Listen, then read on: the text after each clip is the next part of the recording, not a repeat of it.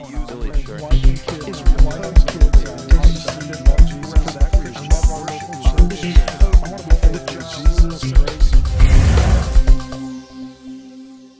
Speaking of social hygiene, let's go back to the 1920s and 30s, when eugenics was embraced by the elite institutions of American society, from the wealthy philanthropic foundations to the mainline Christian denominations to the Supreme Court of the United States.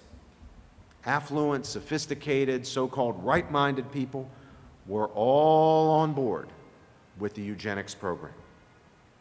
It too seemed like a juggernaut. It was on the right side of history. 3 generations of imbeciles is enough, the progressive jurist Oliver Wendell Holmes famously said. Only those retrograde Catholics, joined by some other backward religious folk, the IRD types of the day, resisted. And the thought was that the back of their resistance would soon be broken by the sheer rationality of the eugenics idea.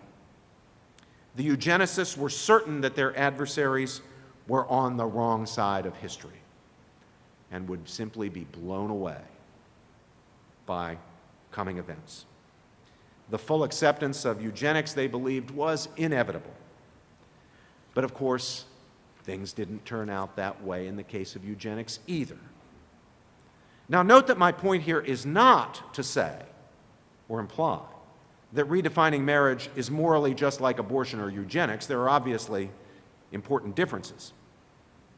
My point is about the claim by progressives and some others in each case that the triumph of the cause was inevitable, and that those who declined to go along were against progress and had placed themselves on the wrong side of history.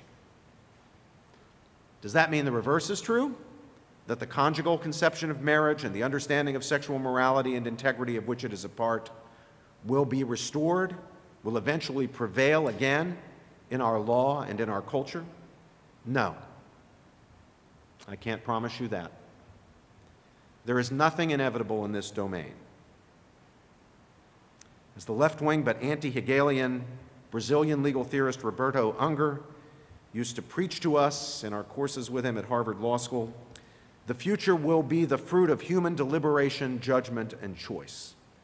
It is not subject to fixed laws of history or forces of social determinism. As the Marxists learned the hard way, the reality of human freedom is the permanent foiler of inevitability theses. Same-sex marriage and the assaults on liberty and equality that follow in its wake are inevitable only if defenders of marriage make their adversaries' prophecies self-fulfilling ones by buying into them.